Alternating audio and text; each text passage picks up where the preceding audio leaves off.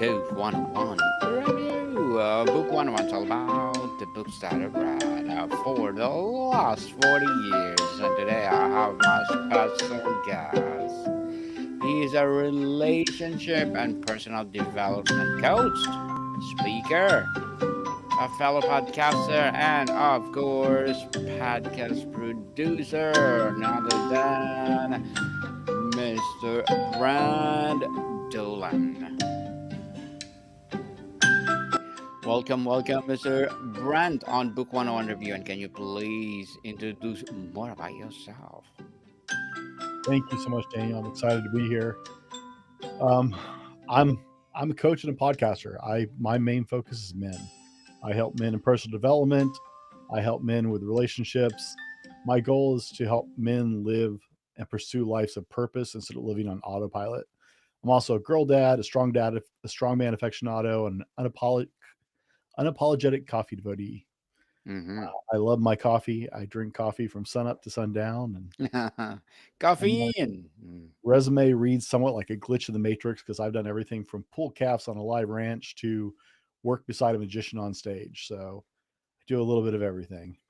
And thank you so much for sharing your knowledge and wisdom to the world, Mr. Brand. Thank you. And today let's talk about never satisfied, living life to your fullest potential. And wow, let's dig this topic of yours. So let's start with the phrase never satisfied. Can sound negative to some. How do you frame it? Is it positive driving force in your life rather than a source of perpetual discontent? Hmm. That's a very, very valid question, Daniel, because it is kind of a double edged sword. People, the idea of never being satisfied has a lot of negative connotations as well, right? And Yes. it's all about how you approach it. I look at it as the idea of perpetual growth, right? I think there's a Japanese word kaizen. It's the idea of perpetual improvement, Hmm. uh, but it's the idea of perpetual improvement while disciplining yourself, and it really runs along that philosophy for me for being never satisfied or never sate. I stole the term never sate from a YouTuber, Brian Alshu.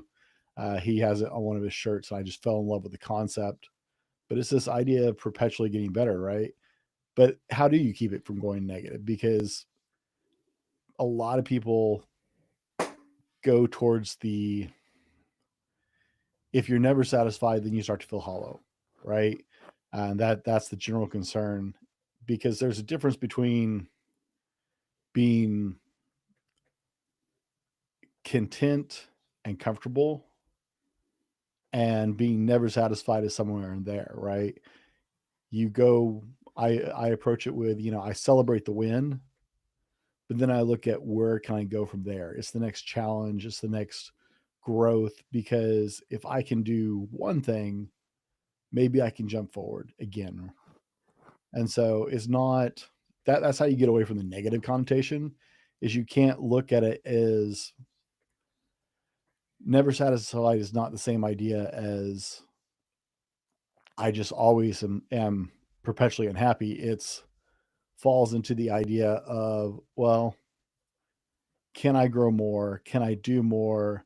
Because this is great. Where I'm at is great, right? It's this balance, this sweet spot of I am both contented but not complacent because I know I can do better. I can grow somewhere. I can be a better person. I can educate myself some more. I can learn some more. I can help more, right? So I'm hungry, but I'm not hollow. I'm driven, but I'm not desperate pushing myself, right? It's win, celebrate, rest, and start the cycle again to the next cycle of growing and improving. And it's just that idea of I want to be the best version of me, and that requires continual improvement on my part because none of us are perfect, right? It doesn't mean that I'm sitting here going, "You stink," and having all this negative self talk. It's just demanding the best for myself and being in awe of the possibilities. Mm-hmm. I like that. Master, I'll be better. That's something good. That's a good mindset. So, Mr. Brand, how do you personally define living to your fullest potential? Is it about achievement, impact, personal growth, or combination? Living to your full content is about, or to your full extent, right? To thrive, to go beyond. It is achievement, but it's not the achievement that everybody thinks. Everybody thinks of very specific achievements, right? If you look at societal outlook on achievement, we're thinking about making a really big income and having nice things and living the dream, right? We have really nice cars and we have really nice homes and all this stuff is an achievement. So living to my fullest potential is living in alignment with my core values, living in alignment with my beliefs, and living in alignment with the idea that life isn't just about me, right? My life exists to make other people's lives better, to make the world a better place than where I found it. And so achievement comes in all kinds of shapes and sizes. I am not the most wealthy individual in the world, but I will tell you, I'm one of the richest people in the world because I have two children who adore me. I've got a wife who's been my best friend and my wife for almost 24 years now, and some really close friends that I can call in a heartbeat and they're here. See, that's achievement to me. That's success. I'm helping out in my kids' theater production right now because my children are in children's theater. I'm helping out at my church. I'm doing things in my local community that are beyond myself. So that's how I frame it. It's the world. Your life is about something bigger than you. Many people fear that this mindset leads to burnout. How do you differentiate between healthy striving and a toxic, never ending grind? Daniel, that is the hat trick right there, right? Mm-hmm. And the way I navigate that is by motivation, right? If I look at it as I'm doing this because I want to do this for my motivations, because I want the best for me, because I want to have that societal achievement, then burnout is inevitable because the constant go will just crush you. There is no, you cannot go hard all the time. And so I anchor myself with a really solid why, right? Um, that's very important. The motivation behind it. I I struggle. Probably my weakest point is I really struggle sometimes with celebrating the wins because I'm a very focused, goal driven oriented person. Like I'm on that punch list. I just want to know the next thing off that punch list. And so I have to really practice some self restraint and celebrate the win for a few minutes and allow myself that rest period. And then go, okay, where's the next place I need to grow, right? But it comes down to anchoring into a solid why, a solid intention. It comes down to building in rhythms instead of obsessions because it is really easy to, it's so easy to get locked into just knocking things off that punch list. And that becomes the reason you're growing, which spells burnout. Absolutely. But when you learn to build in the sabbaticals, so to say, right? And that might be a day, a week, a month, a year, depending on what you're trying to get through, what you're trying to move forward to the next thing. And I think of it like the gym. So I was a personal trainer in my past, And I think about it the way I think about the gym. If I am working on myself intellectually, right? If I'm trying to grow my intellectual capabilities, and so I'm reading and studying and learning a new skill, then I can shift gears when I hit that goal and I can still be working on another goal, but now maybe I'm working on a health goal, right? I'm letting my brain rest a little bit, giving myself some time to step back and breathe from that goal and moving into a different orientation. Just like you can only push a muscle so hard and then you have to let it rest to heal and grow. You have to do the same thing in personal growth. So you can't be one dimensional or even two dimensional with personal growth and pushing yourself and trying to grow more and trying to never stop forward motion. You just have to pivot a little bit. So I might go from the intellectual side of growth to a health focused goal for a little while to let everything else settle out. On the psychology and drive, Mr. Brand, what is the internal narrative that plays in our head when you face a setback? What does the never satisfied mindset change? Have you view failure? Well, I'd love to say that I do this perfectly every time, because I'm definitely my own hardest critic, right? Critic. Uh, but I don't actually view failure as failure. I've had a lot of setbacks in my life. I've had some massive setbacks in my life, but I don't see it as I failed. I learned something along the way, and that's absolutely critical to moving forward and weathering, because the harder you push yourself, you're going to fail.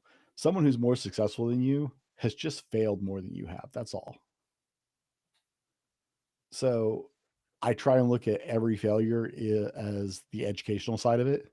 Yeah, there's the initial bump where you're like, oh man, this kind of stinks because it didn't go the way I wanted it to. But what did I learn in the process? What did I take away from the experience? Because now I know this doesn't work. Okay. And I'm really big into problem management.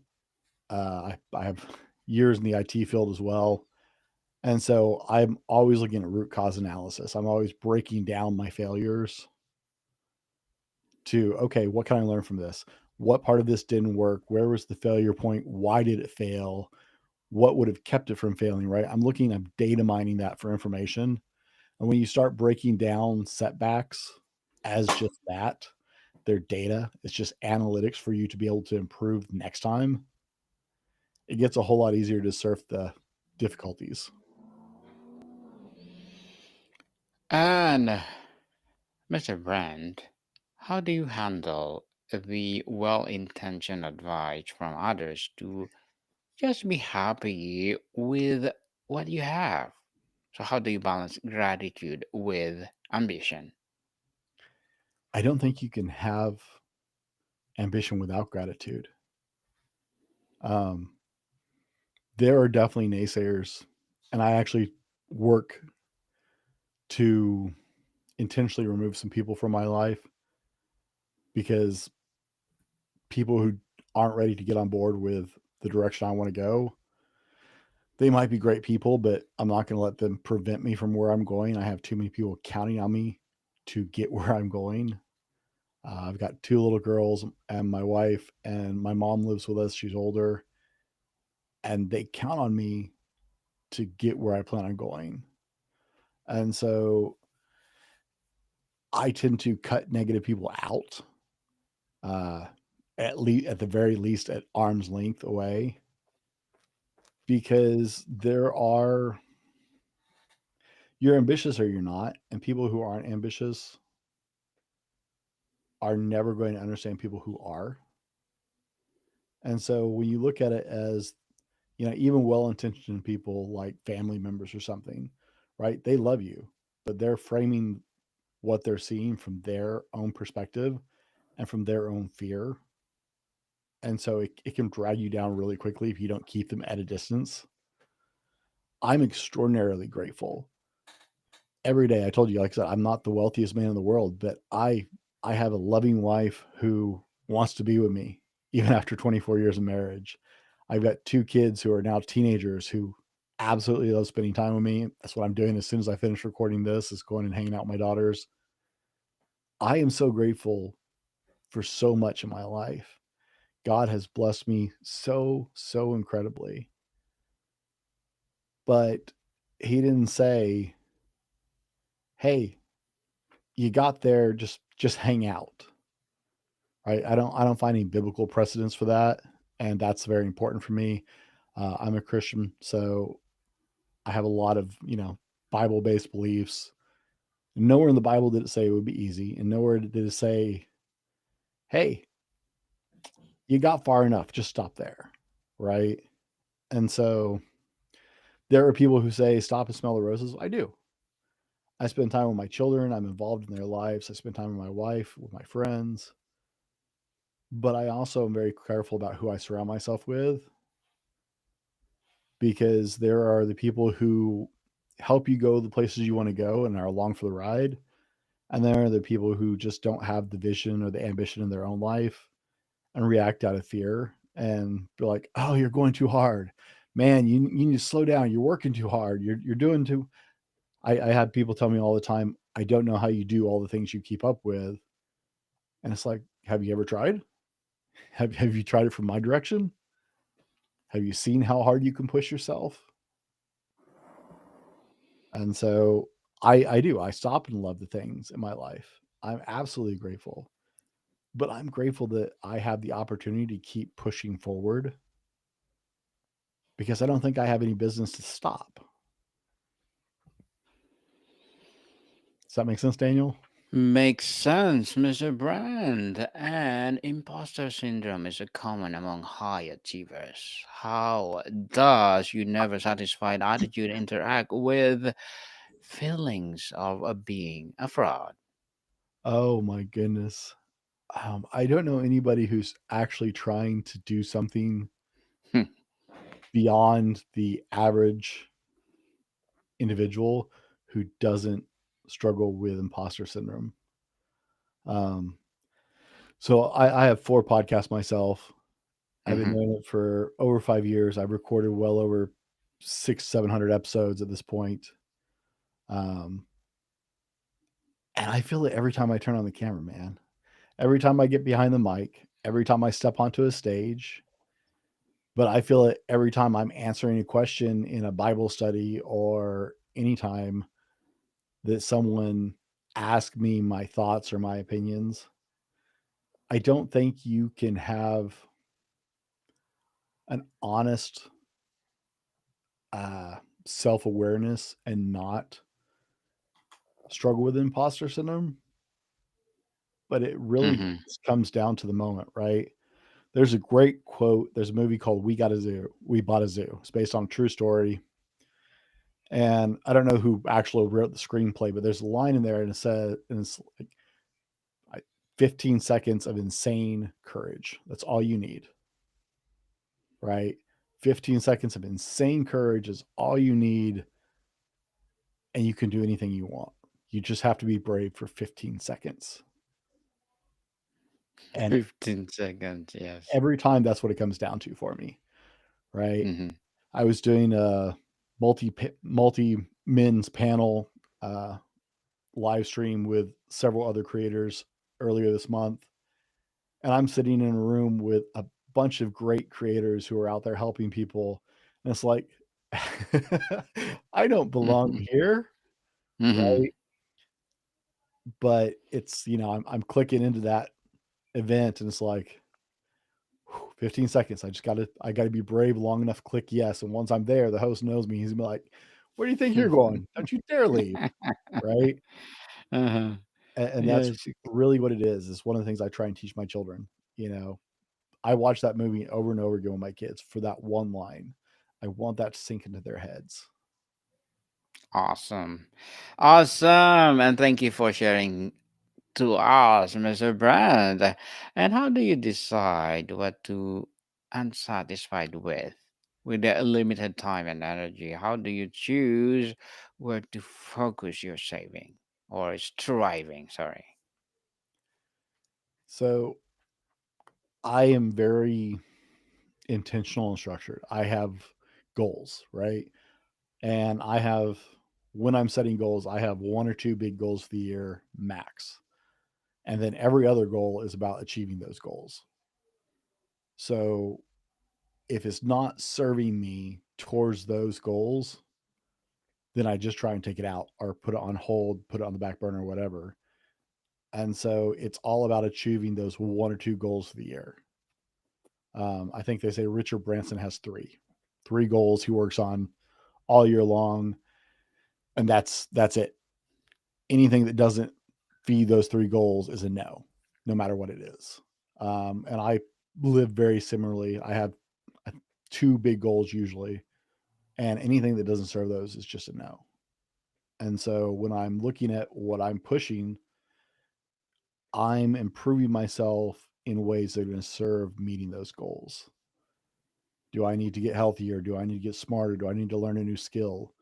The whole journey started when I was teaching myself about finances because I turned 39 and realized I knew nothing about finances, right? I had no financial IQ. And so I spent a year just dedicated year spending my time when I wasn't at work, because I still worked a corporate job at the time, teaching myself about financial information, learning how to invest, learning how money works, learning about the different possible streams of income and styles of income. At that point, I had no idea there was more than one way to make money.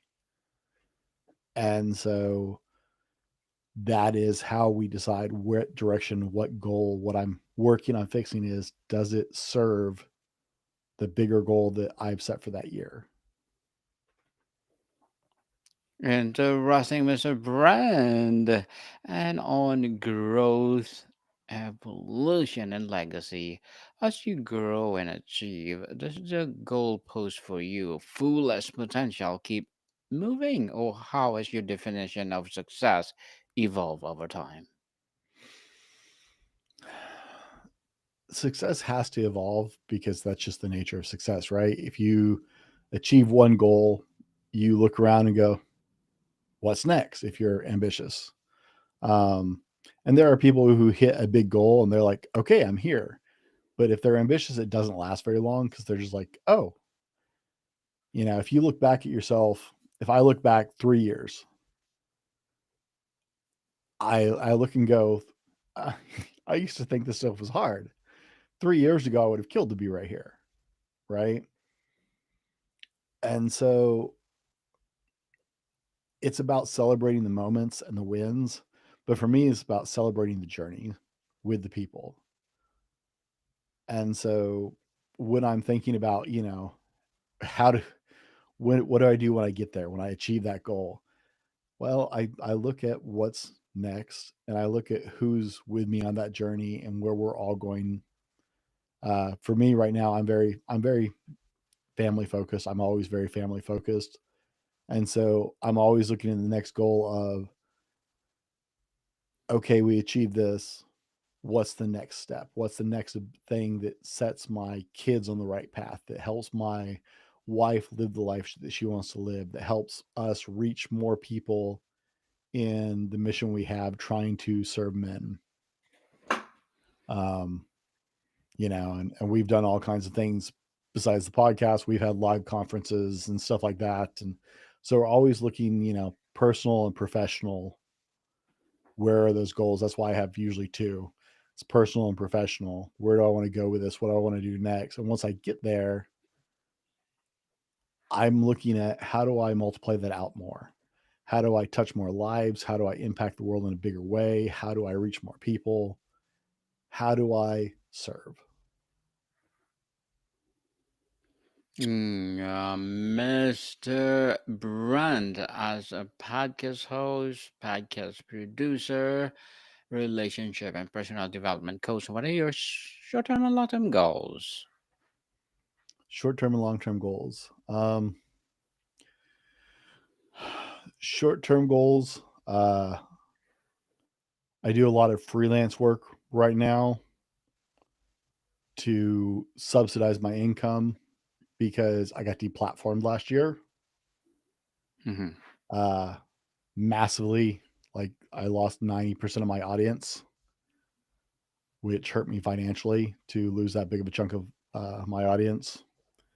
And so, short term goal is to minimize the extra side goals, the extra side work, and get back to where the podcast is self sustaining on its own, financially as a business. And then long term goals, really, I'd like to continue to branch out. I have 4 shows now. I'd actually like to build my company into just a hub with multiple projects under it.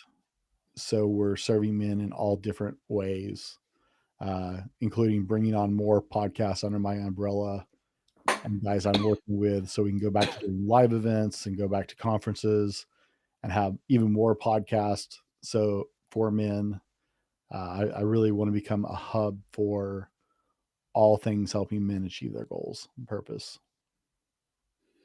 Good luck to your goals, Mr. Brent, and looking forward for more success. And what would be your piece of advice for those people out there want to be a podcast host, podcast producer, and in short, want to be like you? Strap in. It's a long ride. Um, no, my honest recommendation for people who are looking into like podcasting as something is you have to decide what your why is. Do you want to do it as a business or do you want to do it because you want to talk about something? Because you're going to have to hold on to that why. Right now, the statistics is that 160 people quit podcasting every single day. That's a current statistic in the market. More people quit podcasting every day than start because people jump into it without a clear focus and a clear why of why they want to get into it. So just be really clear. If someone's thinking about podcasting, be really clear. If you're thinking about YouTube, be really clear on why you're doing it, what's driving you, and what you want to achieve out of it if you want to have any kind of longevity. Yes, you know your why, people, so that you will continue your mission to the world or continue your legacy to the world. So, Mr. Brand, thank you for that advice. And can you please recommend a book or books that influence you, Johnny? Absolutely. I was thinking about this, Daniel, before our conversation because of where I knew we wanted to talk about this concept of never satiated. And I read a lot of books as a podcast host. I do a lot of interviews, so I read books for that, but I read a lot of books in my own life anyway. And I wanted to make a recommendation for a lot of you because this is kind of a base of where it started for me. Was there's a book called Wild at Heart by John Eldridge. And I read this when I was much younger. I grew up in the Christian church, and the Christian church masculinity is not served well. A lot of men feel very alienated in the Christian church and probably in other churches too. I don't know. I just talk about what I know. Mm-hmm. But Christian author John Eldridge wrote a book called Wild at Heart, and it was really the first book that spoke to men, the heart of men, about not being satisfied, about the fact that we're built for adventure and built to fight and have a mission and move forward in our hearts. That's just the way men are built.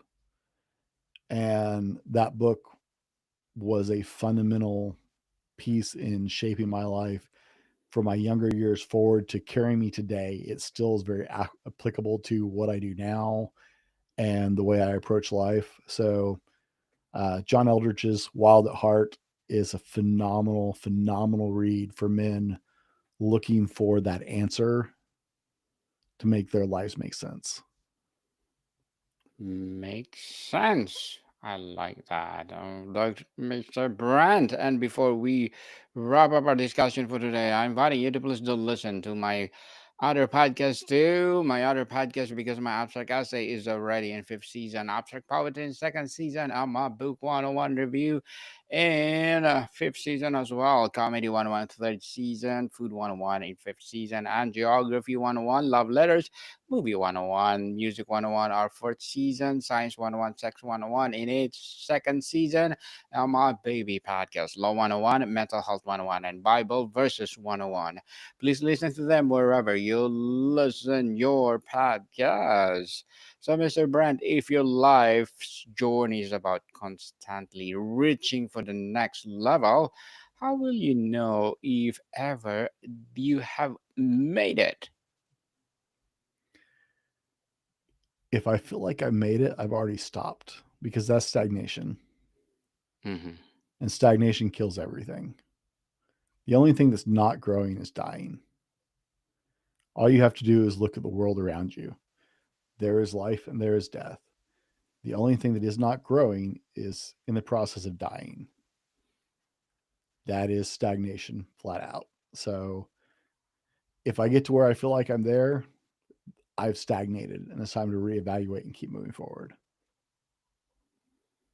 Keep moving and forward, people, and continue to bring your legacy to the world. Mr. Brand Dolan, thank you so much for sharing your knowledge and wisdom to the world.